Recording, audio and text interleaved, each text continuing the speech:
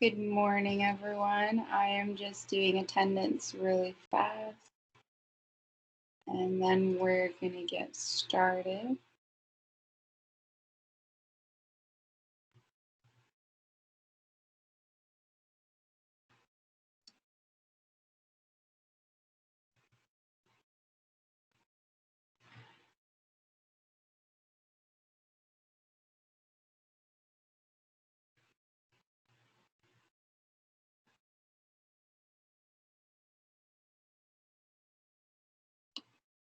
Okay. So today we're going to be going over chapters 3 and 4. Chapter 3 we kind of started yesterday. Those are the artist's tools that they have in their toolbox and that they use when they are trying to figure out what they're going to make. Today I'm going to be going kind of fast so that you get everything that you need for that test. Just a reminder, tomorrow there's no meeting class in person, but you guys do have a quiz that you need to do over chapters 1 through 4. Any questions about that before we get started?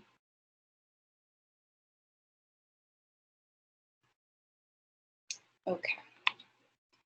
I'm going to go ahead and share my screen then.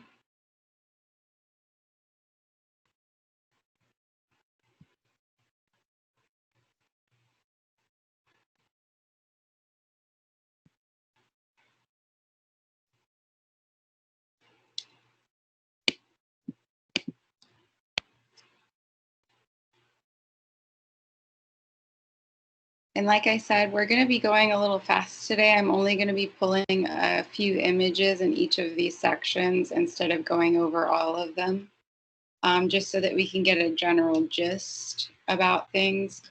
Just a refresher that our tools that we're going to be looking at today are lines, shapes, mass, space, time, motion, light, color, and texture. For the first of which is lines. There are tons of different kinds of lines, and those are the most basic tool that artists use.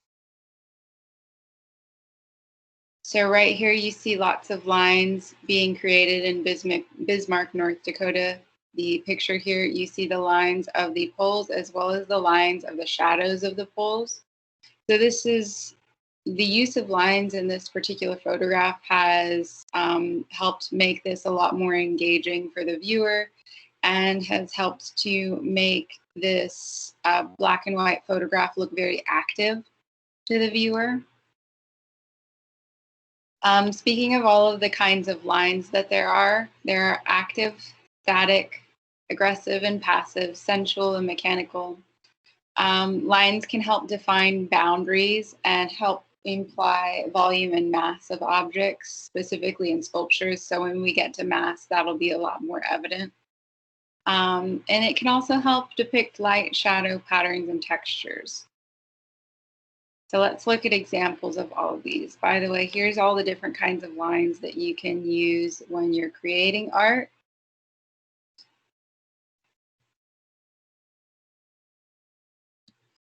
So first off, we have the movement of colored lines right here. Here we have more sensual lines that are implying shapes, and the colors are being used to differentiate which line is which. So a lot more sensual and more active as well. You see movement in these lines. Over here, it's kind of the opposite of the sensual one. This one is a lot more aggressive, rigid, straight lines.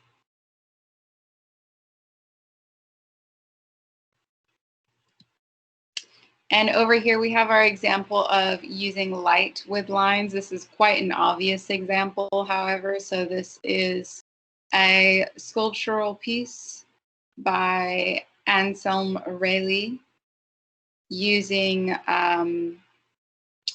fluorescent lights and neon tubing. So these are a combination of both aggressive and passive lines.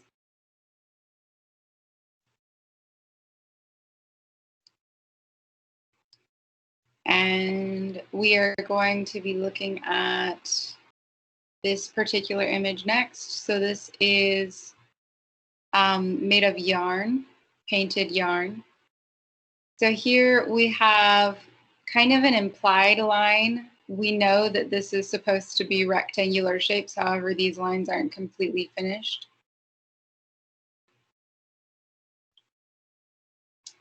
And here we have the use of lines to help shade and create shape and form.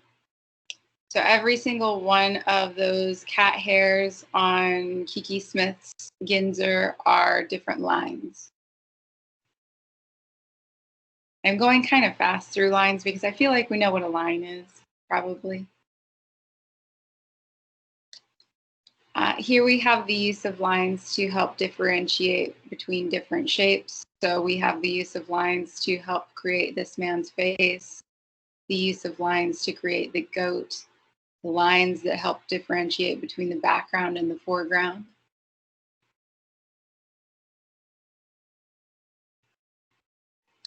The use of thicker lines, such as in this man's face, help create depth as well. Okay, moving on from lines, we're going to go into shapes. Lines end up making shapes eventually. There are two kinds of shapes. There's geometric shapes like squares and circles and triangles. And then there's more organic shapes. Organic shapes are often a little bit more curvy, so you'll see the more sensual curvy lines in the organic shapes. And you'll see the more aggressive lines in geometric shapes. We're also going to be looking at some biomorphic shapes. Biomorphic shapes suggest shapes based from nature, so like organic things, trees, rocks. However, they don't quite exactly represent those natural forms. It's a little bit more abstract.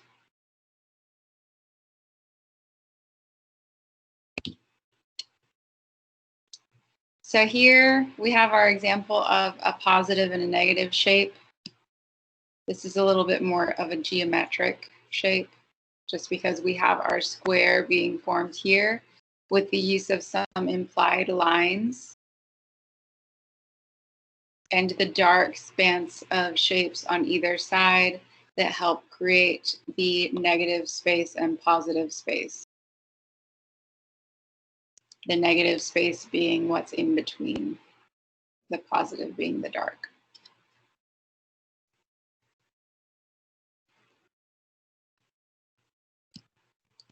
Here we have another example of positive and negative space. However, this is called, what it says here, figure ground reversal, where you are using the different shapes to help differentiate between other shapes. We're still having our negative and positive space. This particular artist also uses black and white to help differentiate those shapes.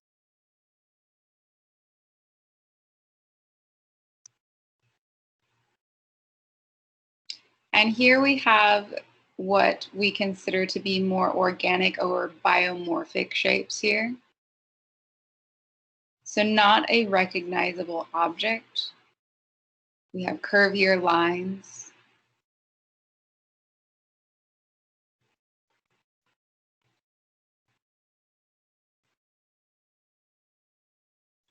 And moving on from shapes, we're going to add mass into the mix. Every single one of these little tools is just building on top of the previous ones.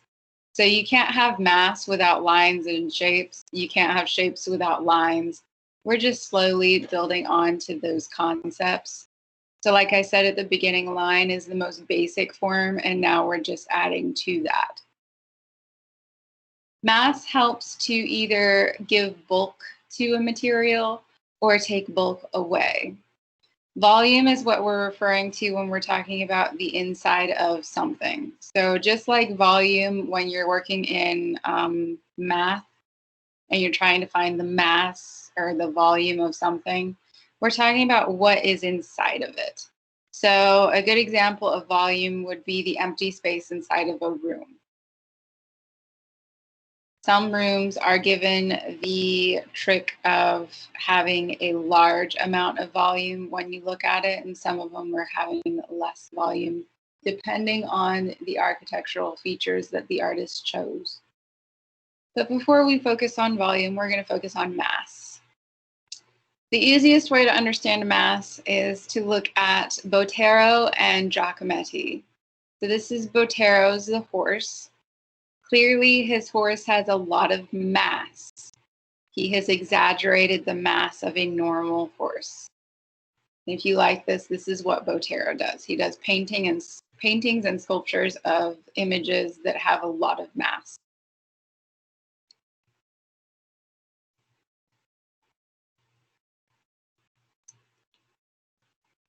So this is the exact opposite of Botero. This is Giacometti's Man Pointing. Giacometti has, like I said, done the opposite and taken some of the mass away from his man.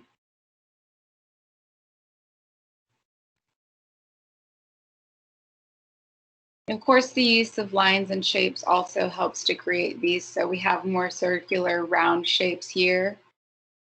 Here we have a lot more linear, slightly geometric shapes. And of course, the lines make the shapes. Moving on from mass, we're going to talk about space.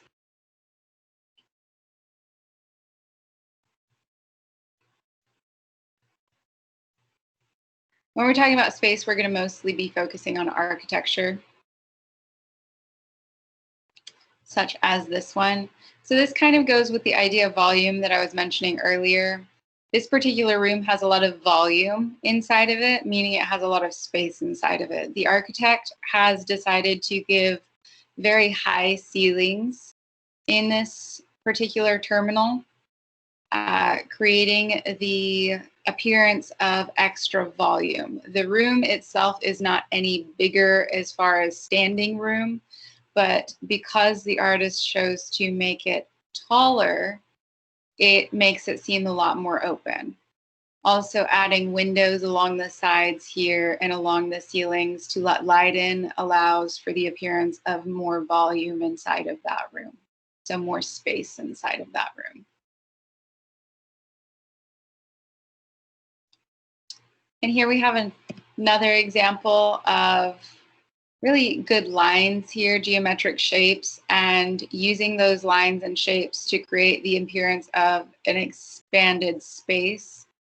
There's a little bit of light beating around this wall here, making it appear like the room continues on further. Once again, using light to add to the space and make it appear larger.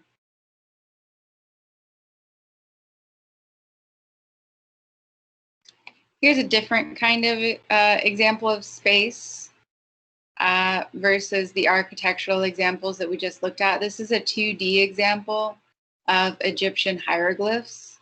So the Egyptians always did very, very flat representations of things in their hieroglyphs. They did not try to make them look three-dimensional.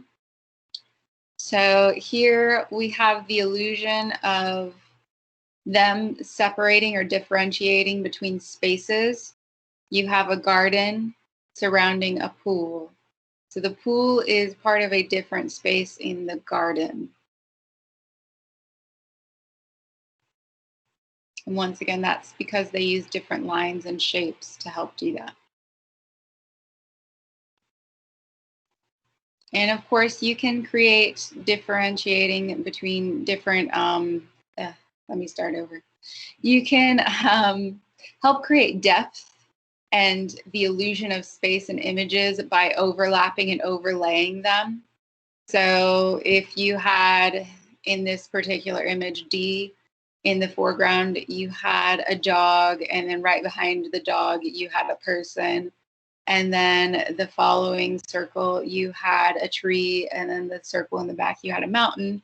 Well, our eyes and brain work in a way to let us know that the mountain is the furthest thing away because the others are overlapped in front of it.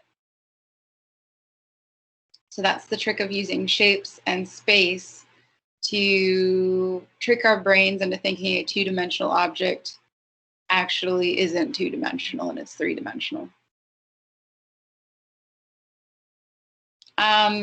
So this particular example by Cezanne, Still Life with Apples, is a good example of overlaying or overlapping to try and create depth. However, don't study this image too long because it's not technically realistic. If you notice, the plate is kind of tilted up and the table behind is not quite finished. Cezanne knew that. He just wanted to push the limits. Cezanne is considered to be one of the founders of more abstract styles. So, continuing on with space and tricking our eyes into thinking 2D things are 3D, we're going to talk a little bit about perspectives. There's two kinds of perspectives, and those are two of your vocabulary words that I wanted you guys to focus on with this particular section. The first of which is linear perspective. Linear perspective is using a bunch of lines to create the appearance of depth. All of those lines should converge at a vanishing point. The vanishing point is a little itty bitty dot that occurs along the horizon line. The horizon line just means our eye level area. So the central focus where all of the lines end up being a painting. Let's see.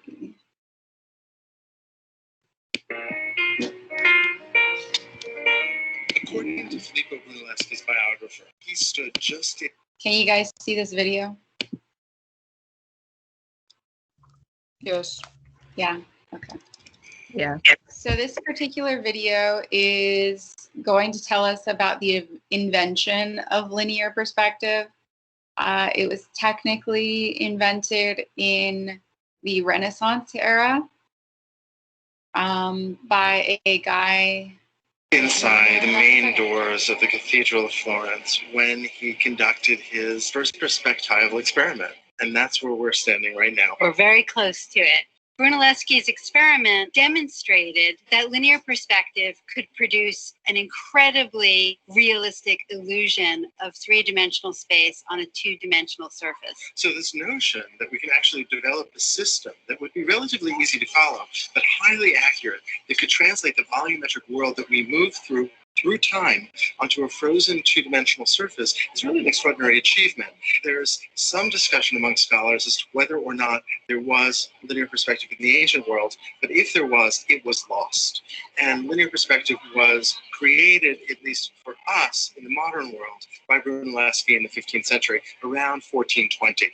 Right, and so some people say that Brunelleschi rediscovered linear perspective in case the ancient Greeks and Romans had had it before him. Brunelleschi had gone to Rome and had studied antiquity, and some have hypothesized that he developed the basis for linear perspective in an attempt to be able to accurately portray the buildings that he was looking at, that he was sketching, that he was drawing. It's certainly something that artists beginning really in the 1300s were creating forms. They were creating human figures that were three-dimensional by using modeling and making the figures bulky and monumental. Then you had the challenge of putting those figures within a believable space. Giotto and Duccio had kind of approximated that space and began to create a kind of earthly setting for their figures, but had not achieved perfect illusion of space for their figures to inhabit. As the culture becomes increasingly analytical, mathematical, it's a trade-based culture.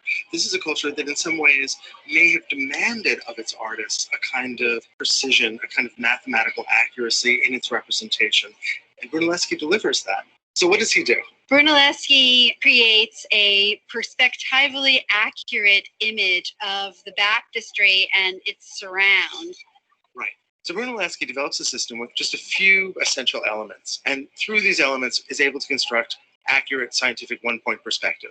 They include a vanishing point, which is at the viewer's horizon line, as well as a series of orthogonals or illusionistically receding diagonals. what Brunelleschi then does is he paints or draws an image of the baptistry with linear perspective and puts a small hole in the center of it. He takes that small drawing or painting, puts a handle on it, and holds it in front of his face, but facing away from him. He then takes a mirror and holds it in back of that. Now remember, his painting has a small hole in it, so he can see through it straight to the vanishing point. So he's holding the mirror at arm's length and the actual painting with the hole in it right in front of him for his eye to look through. Right. So you can see the painting's reflection in the mirror. And if he pulls the mirror away, you can see the actual baptistry. And you can bring the mirror back to see the painting, move the mirror away to see the actual baptistry, and see if, in fact, those lines are well coordinated. And it was a very convincing experiment. What Brunelleschi saw in the reflection of the painting looked exactly like the reality that was in front of him. This would have the most profound effect on the history of Western art. Virtually every painting in the Western tradition. So I'm going to pause it here because this is the particular image that Brunelleschi ended up creating after he discovered basically how to trick people's eyes into making something look more three-dimensional. So he has a lot of those lines still there, so you can kind of see them, which is why I love this image so much. So all of these lines lead the viewer's eye to the vanishing point, which is slightly above the door right here on the baptistry. And because everything is mathematically in proportion to those lines, and everything works around the math of those lines, everything looks a lot more realistic. So these figures in front are mathematically in proportion to what this perspective should be. These figures in the back are obviously a lot smaller. That's because Brunelleschi figured out the ratio that he needed to use as far as size. The buildings in the background look smaller as you go further back. That's because he was using math. But you didn't know that artists used math. Okay, does everyone see the PowerPoint again? Yes, ma'am. Yes. Thank you. I never know what's going to happen with Teams. Okay, so that's just a very in-depth insight into the creation of linear perspective and why it's so important to artists. You have to focus on that vantage point along the viewer's horizon line in order to properly create your linear perspective. If you ever go down a narrow hallway, one of those hallways in this building or any of your buildings that have the ceiling tiles with lines, and you take a little, close one eye and take a little pencil and keep your eye at eye level and the pencil lead at eye level. Wherever that pencil lead ends up being is going to be your horizon line. And like I mentioned, doing it in a narrow hallway with those tiles on the ceilings kind of helps you have those lines in place. And I'm saying that because if you really want to practice linear perspective, you can totally do it in the buildings at Midland College because they pretty much all have those ceiling tiles with the lines. And it's pretty easy to do. And it's kind of fun. Linear perspective itself uses a one-point perspective. If you want to get super technical, you can add multiple points for the linear perspective, but most of the time artists will just choose 1 point.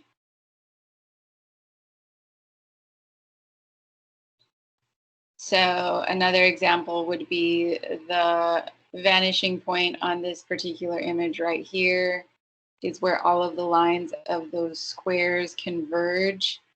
Or the vanishing point on the image with the road is at the top of the road where the road vanishes.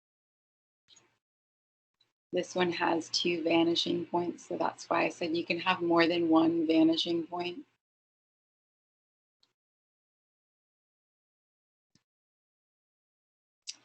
Another example of using linear perspective. This one has 2 vanishing points, is the School of Athens by Raphael. The School of Athens right here has 2 vanishing points, which you can kind of see using the square that this dude's sitting on right here. The School of Athens itself is technically a fresco. Once again, a fresco is a painting on a wall. This is just a photograph of that fresco by Raphael. So this is done during the Renaissance period. Right here, you have these 2 figures, which are 2 of the main philosophers that you will see in Greek and Roman history, Plato and Socrates. Raphael is in this painting. I think he's over in this back right corner. It's hard to see. The picture that I usually show it's bigger. This guy pouting on a slab of marble here is Michelangelo. Which is just Raphael playing on the fact that Michelangelo was quite the complainer. He was always complaining about doing stuff. So yeah, and we'll talk about this particular image more later.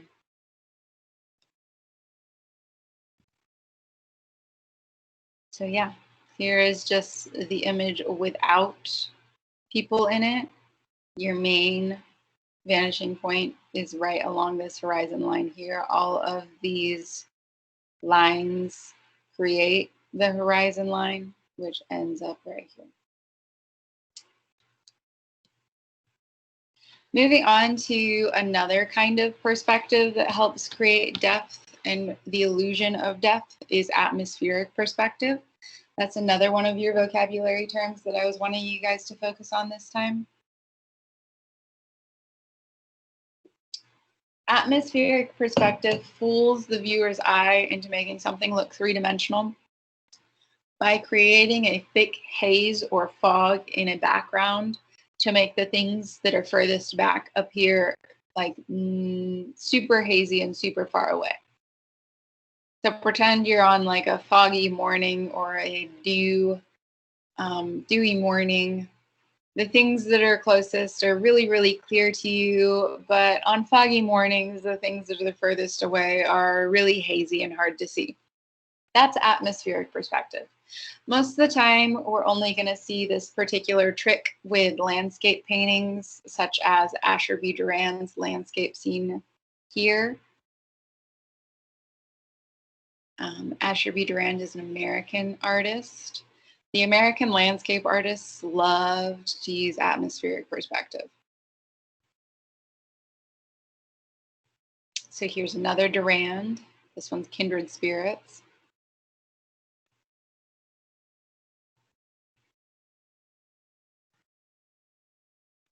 So once again, the things that are closest to us are really clear. The further things get away, the hazier things are. And here's just an example that's not an American artist. The things that are close are clear and the mountains in the background are super hazy.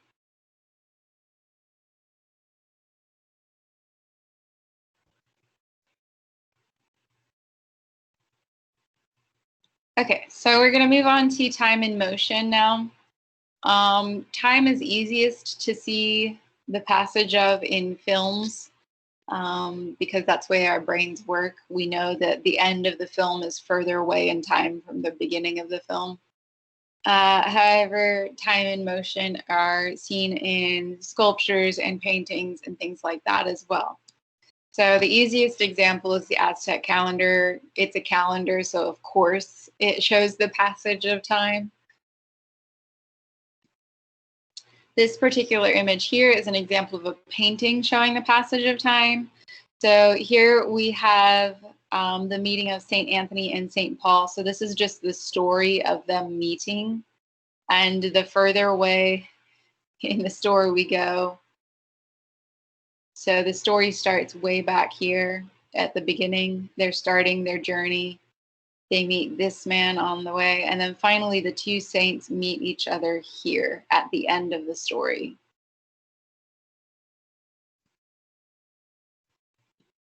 Another way that we can see the passage of time is through comics or manga, if you prefer that, because it's basically a story with pictures. So comic books, you read the panes, and the further along you read, the further along in time you are. And like I mentioned at the beginning, it's really easy to see the passage of time in films and videos. This one is super obvious because it's a really short, not really, it's a 24-hour video of a clock. So they just posted a camera outside of this little railway station with a clock right here and just filmed it for 24 hours. But we also have things like implied motion and implied time. This is easily seen with, if you remember yesterday's painting, that guy running from one side of the pane to the other side, that is implied motion. For this particular sculpture here of the dancing Krishna, he's not actually dancing, but it's implied that he is dancing. So implied motion, implied movement. This is a really bad picture of a sculpture, but hey.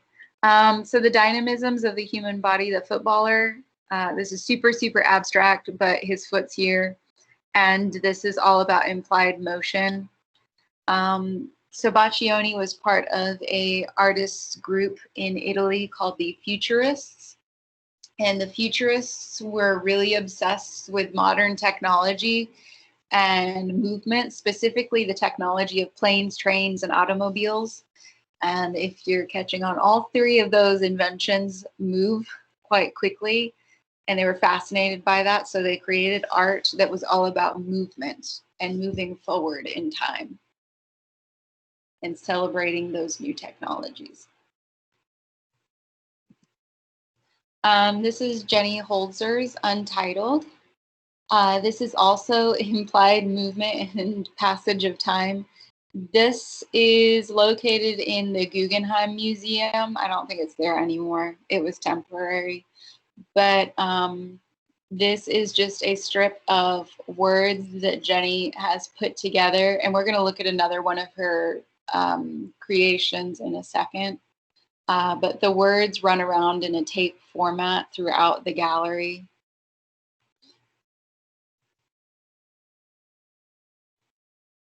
Actual motion in art. So some art does actually move, like really, really more than just words moving, but it really, really does move. That is kinetic art. Kinetic art is moving art, specifically moving sculptures. Our first and foremost inventor of kinetic art or moving sculptures was Alexander Calder. His very first moving sculpture is called the Circus. He created little moving toys that had mechanisms built in them to move. And then later on, he created his mobiles such as this one. So this is a sculpture that moves constantly because the wind in the room that it's placed in is constantly shifting. So kinetic sculpture, moving sculpture. That's an important word that you're going to want to know. Kinetic means moving. And we're looking at Alexander Calder. And we're getting towards the end of going over our tips and tricks and tools, and we're moving on to light. Light and then color. So we already kind of briefly talked about the use of light when we were going over space. But light can also be used to help make things look more dramatic. So this is the same Lincoln Memorial. It's just pictures taken at different times of day where the light is different. The first image of Abraham Lincoln makes him look kind of friendly, not too serious. And then the second image makes him look very stern and serious. It's the same sculpture. Nothing has changed except for the time of day. And that's just to let you guys know how important it is to understand the use of light. Light can help set value or tone for an image. So that goes to the idea of chiaroscuro that we mentioned yesterday, using extreme lights and darks to create dramatic effects. So here we just see the value of light to dark. Just a reminder, I'm using the words light and dark because black and white are technically not colors in this class. If you want them to be colors, I don't care. You're not going to offend me at all. But so white is light and black is dark is what I'm talking about when I'm talking about light and dark. Here we have the use of light and dark to create shadows. The shadows help to add to the mass of the image.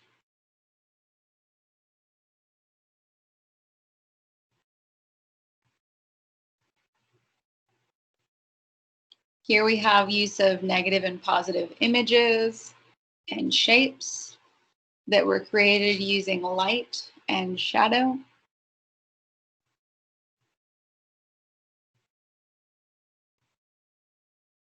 Of course, this is an obvious use of light.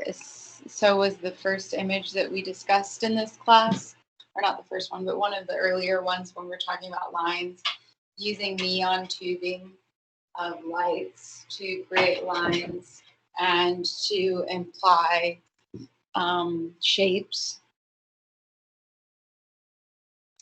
And that takes us into our final one, which is color. Probably the more important one of them, but like I said, everything culminates into this end result. Color is extremely important for artists. Color can affect our moods when we're looking at a painting. Color itself has different meanings. Every color has a different meaning or tone.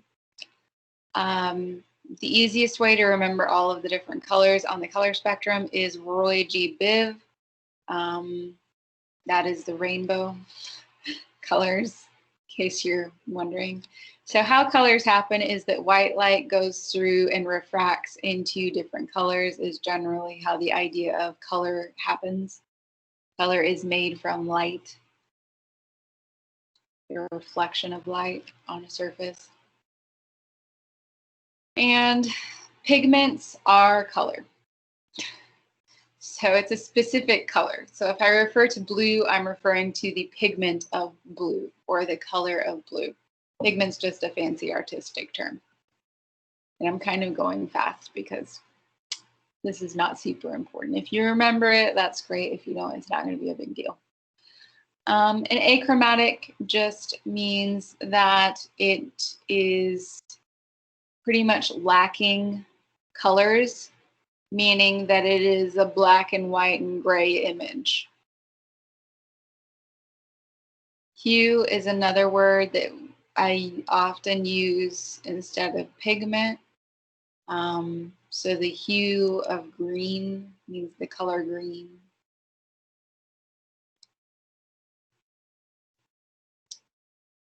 Now, value is an important term. Value helps to differentiate between lighter and darker versions of a color. So if we add black to green, we produce a different shade of green or a darker shade of green. If we add white to green, we produce a lighter tint of green.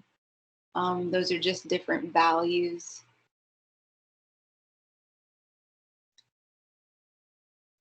And of course, most important of all is our color wheel. The first day of class, we talked about the primary colors. The primary colors are yellow, red, and blue. All of the other colors on the color wheel are made using those three colors. If you put all three of those colors together, you're going to end up with a brownish black.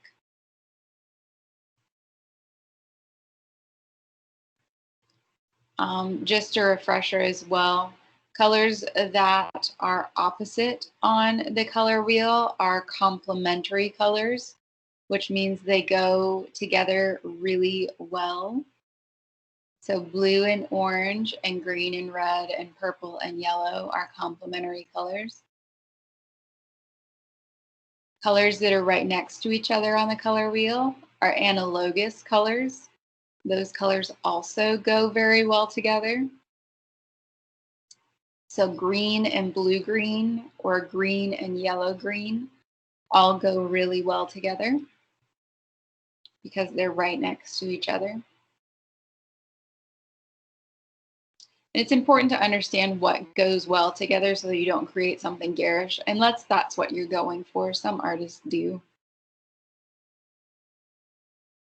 And like I mentioned, if you add all of the primary colors together, you end up with a brown color. So you're subtracting the color.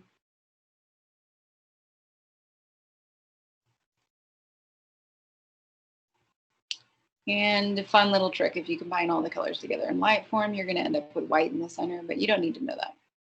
I already mentioned that the primary colors are red, yellow, and blue. Secondary colors are the first colors that you get when you mix those. So red and yellow make orange, yellow and blue make green, red and blue make violet.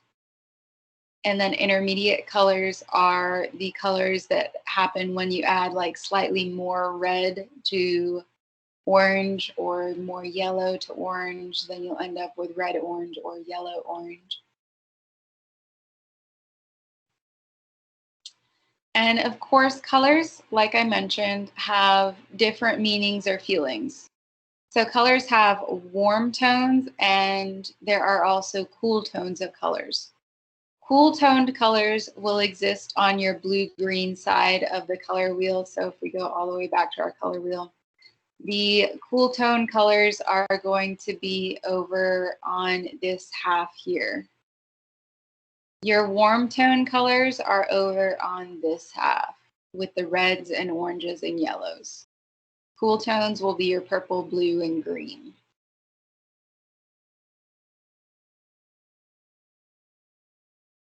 Not too far.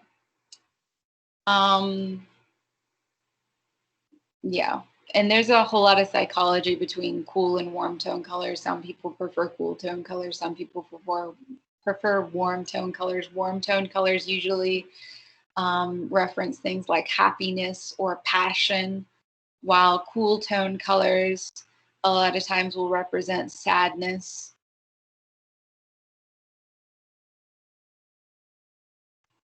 And we're not going to focus too much on this, but this is just a breakdown of all of the different colors in Botticelli's Venus. So the end result is here, and if you build up all of the colors, you'll get this. Okay, and I think that's actually where we're going to stop for this particular presentation. Yeah. Oh, texture. Okay, I almost forgot one. The last thing is texture. So certain artists make use of different textures. You can use texture in sculpture by doing things like this, which is using the texture of fur to help add to the image. This is an ironic teacup because it's covered in fur. You can't actually use it. Texture can also refer to painting. So in painting, you can use really thin textured brush strokes, meaning that your brush isn't carrying too much paint on it when you're applying it to the canvas. Or you can use thicker paint strokes. So what that means is that you're loading up your brush with a lot of paint and slapping it on that canvas. So using thick amounts of paint on a canvas is called impasto. Impasto was first seen during the Impressionist era, and later on it's been used a lot since then. Most artists use it today, which is the thick application of paint. Or like I said, so here's your impasto painting. So this is very textured if you ever see it in person because the paint was applied so thickly. There's a texture to the canvas now, meaning if you were to stand with your shoulder against the wall and look at this from the side, you would see the bumps on the painting. Whereas this is quite the opposite. Jan van Eyck in this painting used a very thin brush that didn't carry very much paint at all on it. So this is a very flat, non-textured painting. Okay, so that was super fast, but I went through that one faster because there's not too many questions on the quiz from that one. Because I went through that really fast, I wanted to see if you guys had any questions before I go on to the last section. Okay. So this last section is Principles of Design, which is, I think, a little bit more interesting than the last one. But that's my personal preference. So just like there's tools in an artist's toolbox to create art, there's also principles that they go about meeting when they're designing or laying out their artwork, so before they make it. Some of the things that they consider are balance. So do they want their artwork to be completely symmetrically balanced, or do they want it to be asymmetrically balanced? And we'll talk about the difference of those in a second. How do they want to use their lines? Do they want the lines to point to a specific focal point in the painting, like the Goya painting that we talked about yesterday? Or do they not want to draw the viewer's attention to one spot? And do they want the viewer's eye to roam around?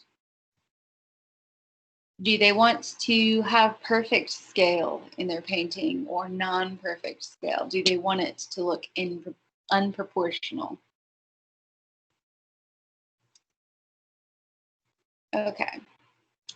So this is just a little quote from Roy Lichtenstein saying, organized perception is what art is all about. That's just to hint at the fact that artists don't just go and throw stuff on paintings or canvases, and they don't just go and hammer out the marble in a willy-nilly fashion. They organize their thoughts to create the images. So here is Roy Lichtenstein's Drowning Girl. He didn't just randomly throw stuff together. He organized his thoughts. So here around the Drowning Girl, we have a circular swirling pattern. The swirling pattern itself takes us to her face. And then later on, you have the little thought bubble there.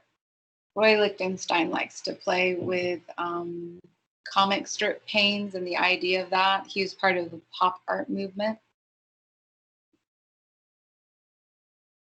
So the different principles of design that we're going to be looking at are unity and variety, balance, emphasis and subordination, directional forces, contrast, repetition and rhythm, scale, and proportion. And those go along really well with what we just discussed in the last section.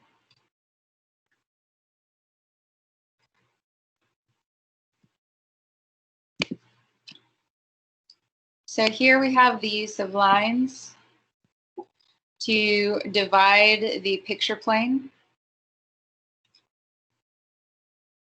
The picture plane is divided not only in half, but also in thirds by the horizontal lines.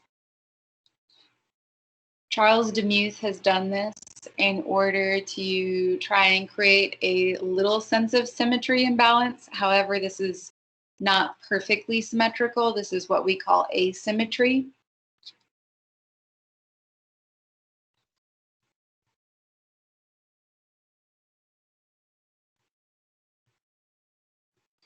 Charles Demuth was a precisionist, which you don't really need to know any of this stuff.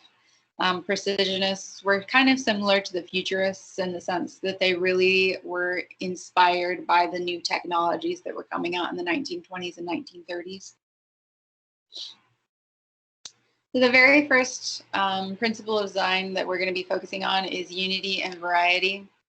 And I chose way different stuff than what your book chose or what the regular PowerPoint or anything chose. I chose a lot of images that can be found at the Fort Worth Museum of Modern Art. So if you ever get a chance to go to Fort Worth, you'll probably see a lot of the works that we're talking about today. Unity is the appearance of oneness and being cohesive. This is a very, very blatantly obvious example of unity. Can someone unmute and tell me how this is unified? It's one color. Yeah, it's all one color. So this is Yves Klein's IKB Got It. Yves Klein always did all of his work in one color, and he called that color Yves Klein Blue. He made his own paint color and trademarked it, and that's how he made all of his works. So not only is this particular painting unified, but if you were to go to an Yves Klein show, the entire show is going to be unified because it's all the same color. So this is once again Yves Klein using his same blue shade. Here we have a sense in unity in the fact that it's all shapes of women outlined with the same blue color, which adds to the unity.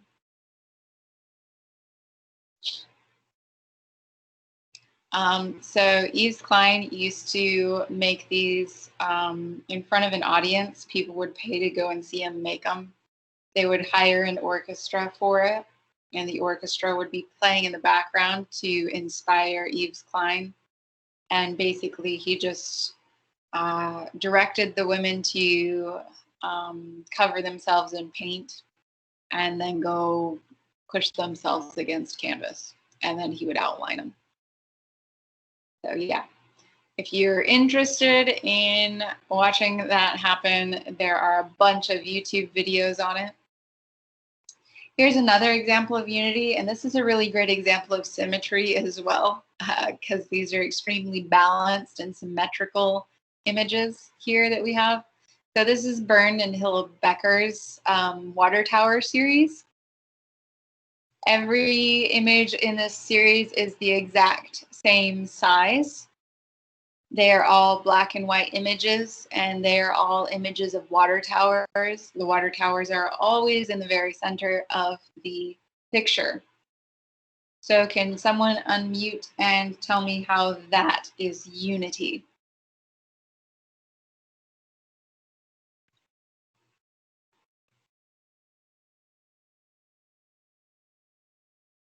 No one? Come on. Is it because all of them are symmetrical and they're That's one. They're all water towers. They're all symmetrical. Yeah. What else?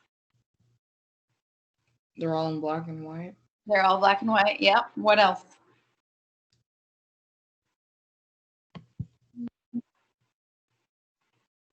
They're all on the same size canvas. Yeah, they're all the exact same size. So yeah, this is another really obvious example of unity. Now let's move on from unity to a variety. Variety helps provide some diversity, because sometimes seeing a whole bunch of black and white photographs of water towers can get a little boring. And variety helps to break that up. So variety, a good example of that is right here with Alphonse Mucha's The Precious Stones series. So we still have a bit of unity here in the sense that it's all women with a little medallion behind them and some flowers in the foreground. However, we break up that unity by using different colors and different poses and different flowers. Break up that unity a little bit. Another example of variety and unity working together is seen here in Callum Innes's exposed painting, Mars Black.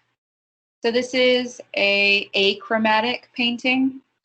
Achromatic being that it is lacking colors or hues.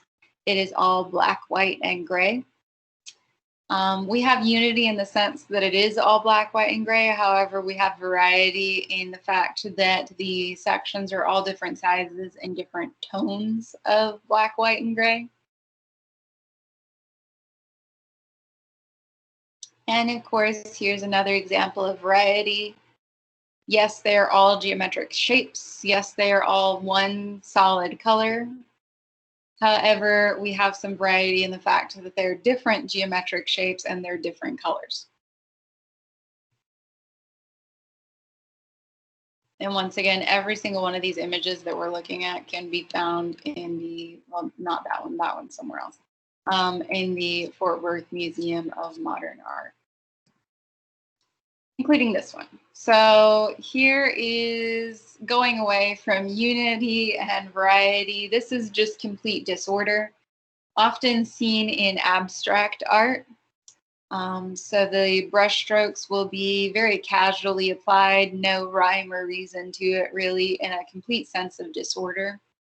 Joan Mitchell was very, very close in relation to Jackson Pollock. So if this reminds you of a Jackson Pollock at all, that's why they worked together. Now moving on to the next topic, which is balance. Some of us really like symmetry. Some of us don't like perfectly symmetrical things. Some of us will probably enjoy asymmetry a little bit more. Asymmetry is going to be a little bit more complex, though. So we're probably going to spend a little bit of extra time on asymmetry. So with symmetry, it's quite obvious that if we were to fold this canvas in half vertically, it would be symmetrical on both sides. Each side is evenly weighted. One side does not weigh more than the other. By weight, I mean the mass of objects and the colors.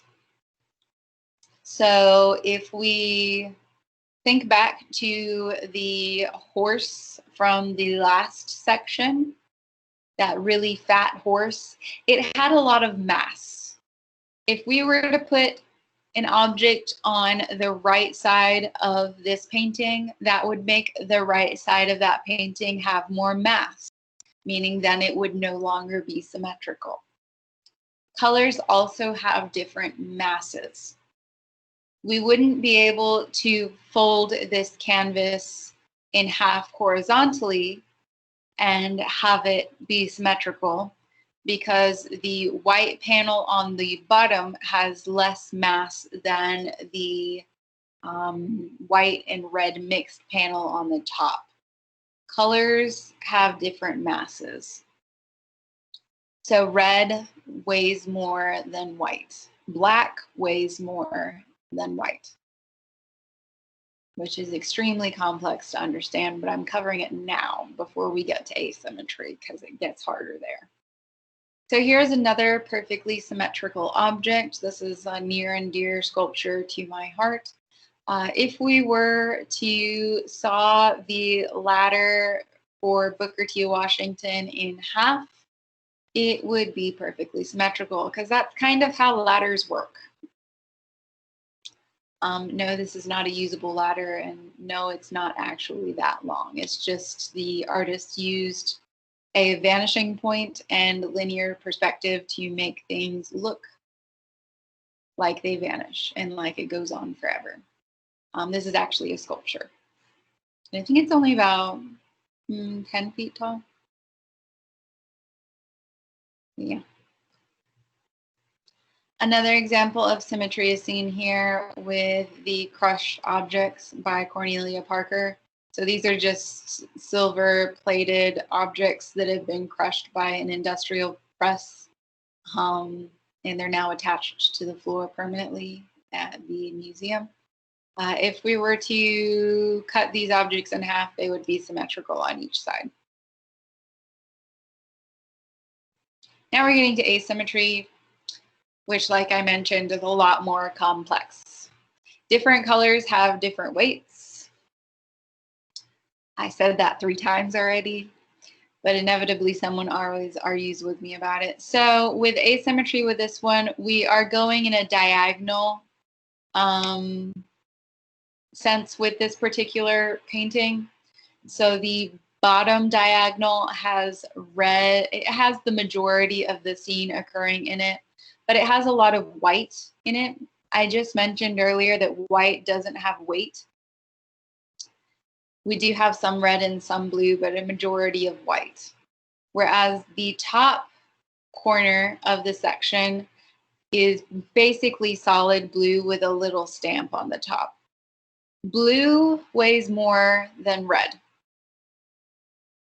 Solid blue, even if it's a lighter blue, still weighs more than the bottom half. So, anyone have a question about this one? Because this is the one that always throws people off. This is asymmetry. So it's still balanced, but it's balanced in a different way from perfect symmetry. Asymmetry uses the mass of objects and the mass of colors.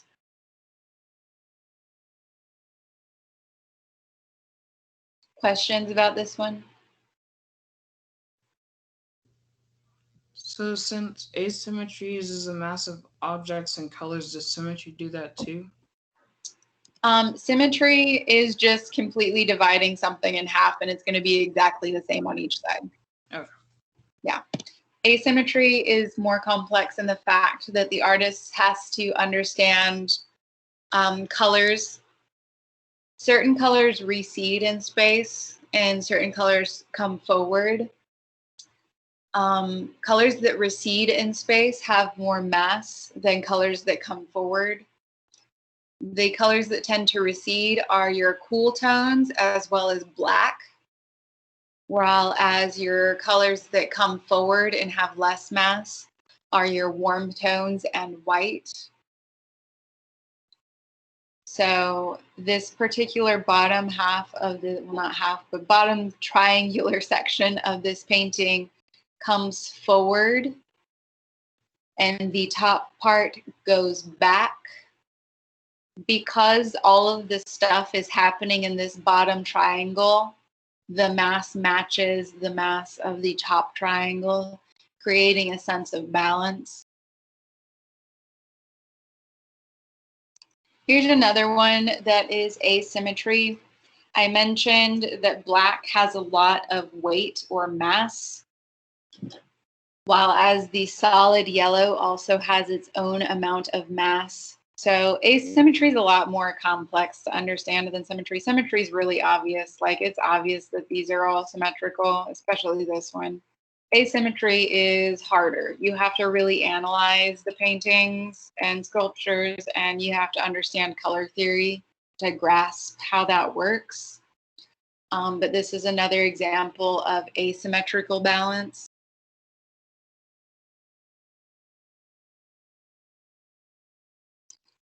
Okay, now we're going to move on to emphasis and subordination. We kind of talked about that just with this last section with using vanishing points and focal points, as well as placing certain objects in front of other objects. So here we have in the foreground Christ and Mary Magdalene.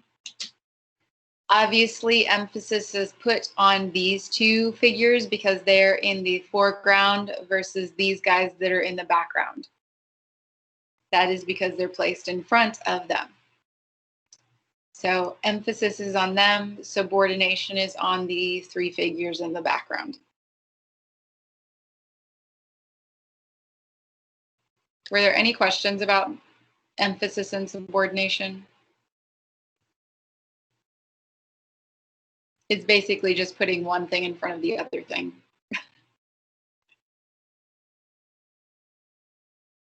And now we're going to move on to directional forces. So that is the lines that the artists use to trick our eye into going to a central focal point. We talked about this yesterday with Goya's painting and with Benjamin West's painting of the death of General Wolfe.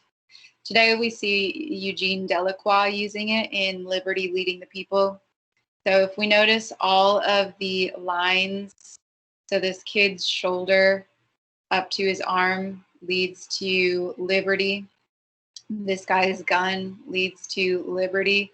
This guy's eye line leads to liberty. And the flag, the darkest part of the flag, the part with the most mass, leads to liberty. That's because liberty is the focal point.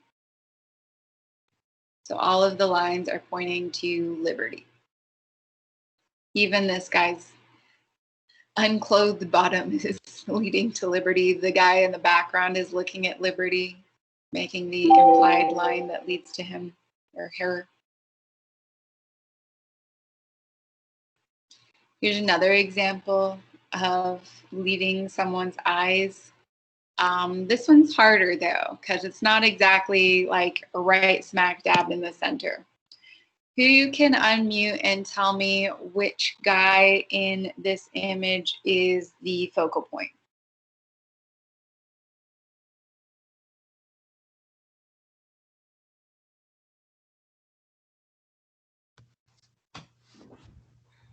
The guy holding the flag on the right side? Yeah.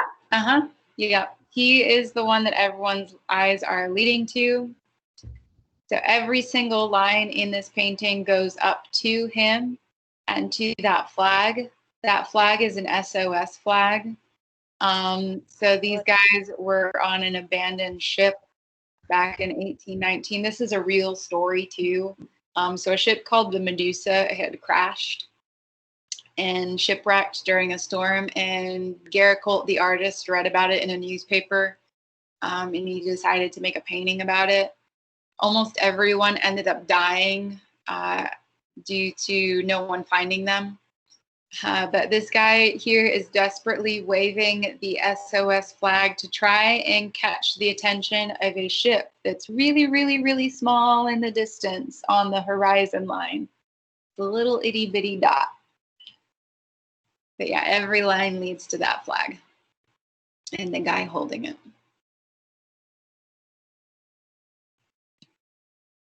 Okay, contrast. Contrasts are two forces that are placed near each other that fight each other. So this one's a little bit more complex because I chose something contemporary, but that's my fault, I guess. So two opposing forces. We have a drape. Do you guys know what a drape is? Someone tell me what a drape is. Like a curtain? Yeah, basically like a curtain or a piece of fabric that's laying over something. So we have a drape here. The drape is made of bronze. How are those two opposing things?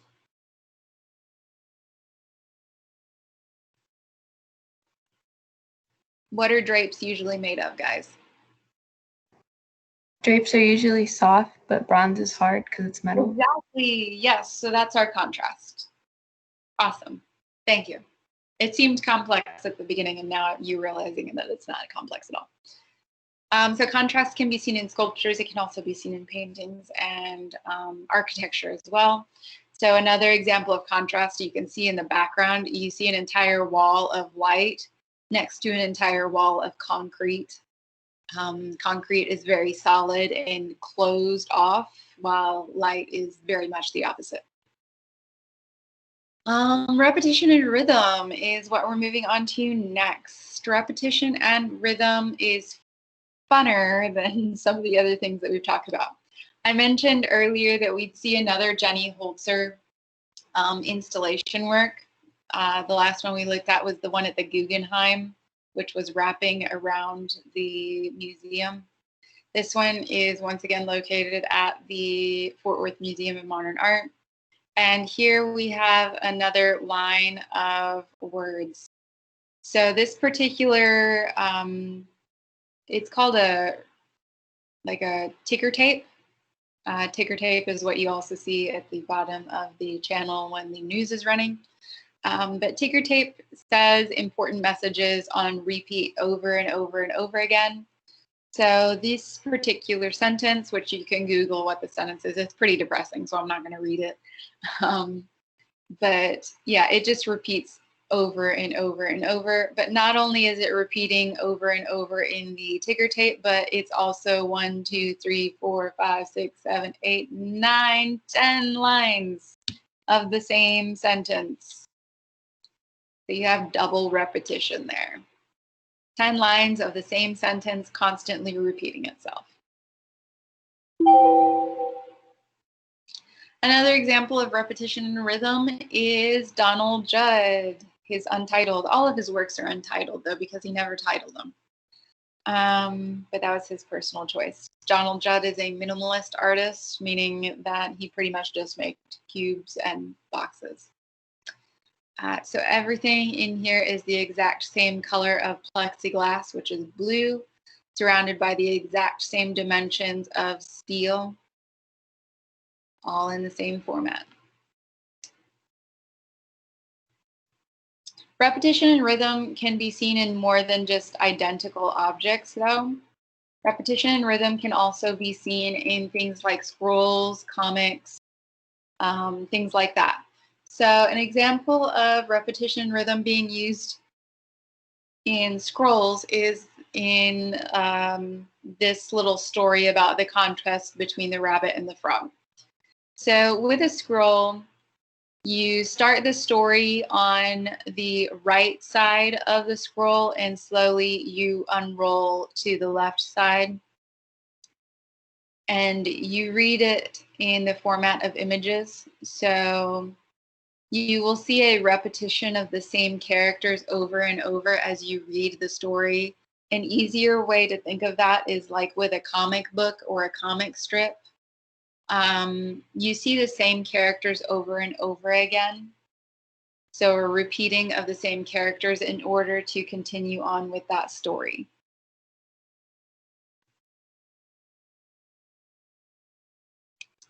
Okay, moving on to scale and proportion.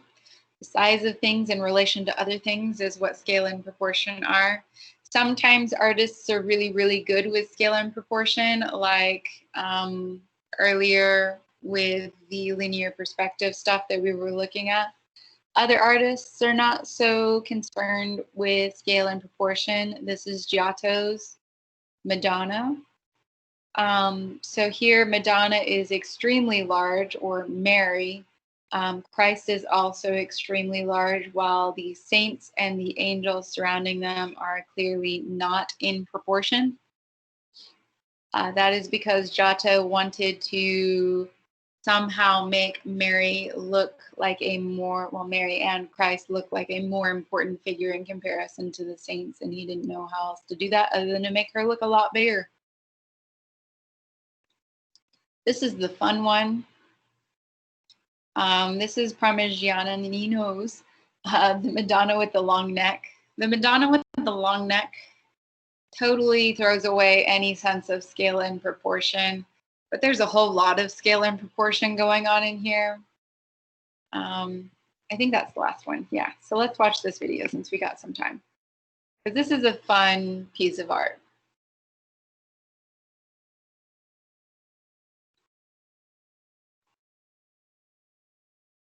If it's going to load.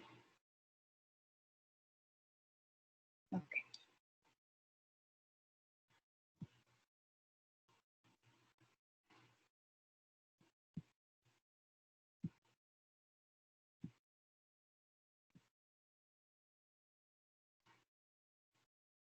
We're looking at the great Mannerist. Do you guys see the video?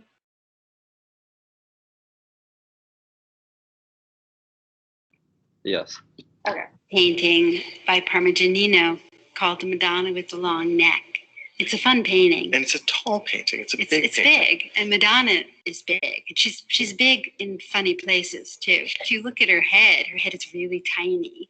Compared to her hips, especially. Right, she's got really, really wide hips, and then she comes down on these tiny little toes. So it's always seemed to me like her body is in the shape of a diamond. In a sense, she's a landscape on which Christ sits. Christ himself is also quite large. It's not just large, but look at the way he splays his body. There's this crazy kind of torsion with his arm falling almost dislocated from his shoulder. There is a precedent for that way that his left arm falls down. If you think about Michelangelo's Pietà and Christ here as a child, but perhaps echoing when Mary will hold Christ in images like the Pietà when Christ is dead. And in fact, Christ looks asleep, but there's also a way that he looks dead too.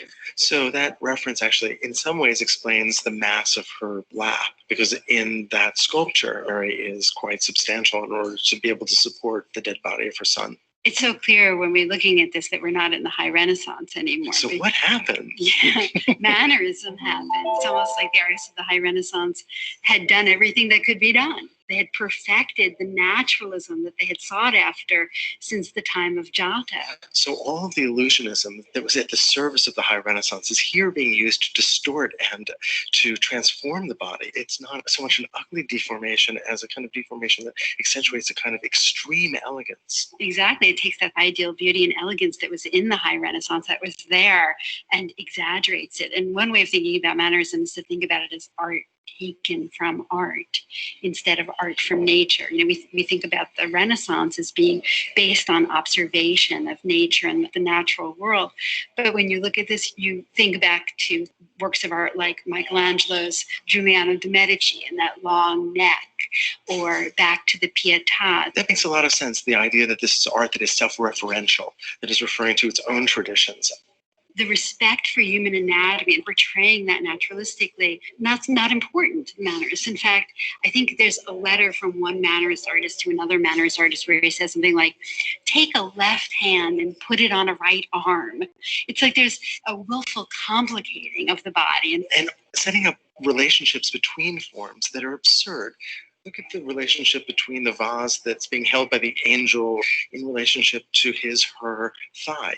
Look at the relationship between the massive Virgin Mary and the prophet in the lower right corner that is presumably impossibly far away, but somehow just a tiny figure at the feet of the Virgin. And look too at the way that the Virgin holds her hand to her chest with these impossibly long, almost boneless fingers. There's a way in which the gesture fails to mean anything. It means gesture, Yeah, as and opposed drama. as opposed to a specific intent of the figure. Yeah, there's a kind of dramatizing here. For its own sake. Exactly. For its own sake. That kind of willful compression that creates a sense of almost the impossible. If you look at the columns on the right, there's actually a colonnade that is so deep in space. It's seen at such an oblique angle that it almost seems like a wall or a single column.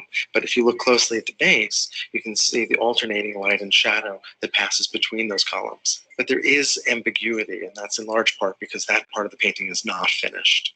So mannerism, it seems to be this intense reaction to the perfection of the High Renaissance. You know, you have the Renaissance, in a sense, building itself into a kind of extreme naturalism, and then there seems to be almost a kind of flailing reaction against those strictures. Or a sense that there was nowhere to go except to do something really different.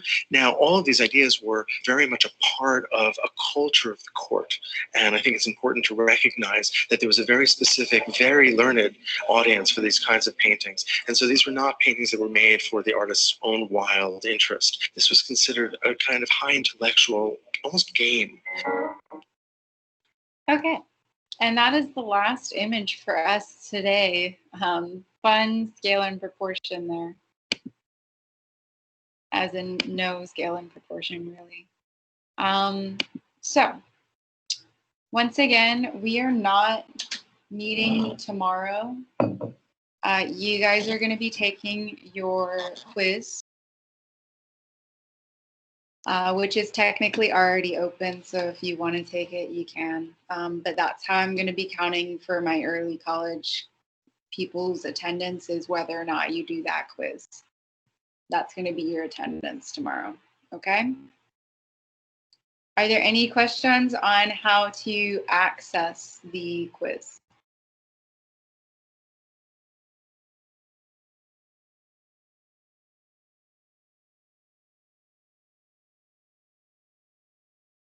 No one has a question on how to access it. It's under your modules. It's also under quizzes.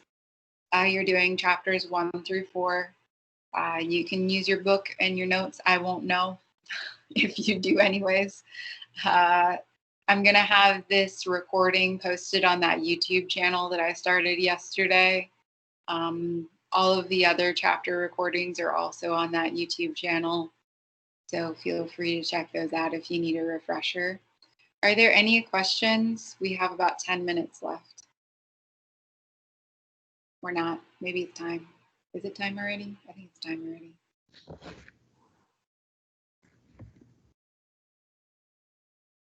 No questions? Okay. Well, if there's not any questions, then I will see you guys on Monday. I'll stick around for a few more seconds.